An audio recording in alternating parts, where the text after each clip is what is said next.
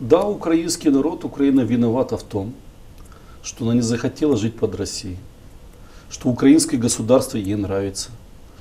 В 2014 году почему Россия не смогла взять Мариуполь, в котором 82% населения русские? Вы знаете, население Мариуполя в 2014 году 82% населения русские.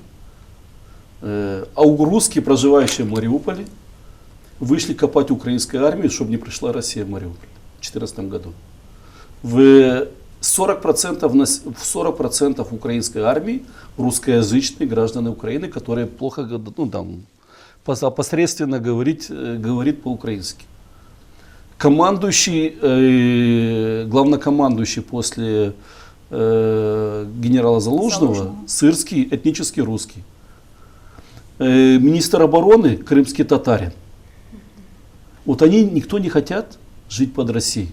Вот это единственная вина украинского народа, независимо от происхождения. Татарского, русского, белорусского, румынского, молдавского, болгарского.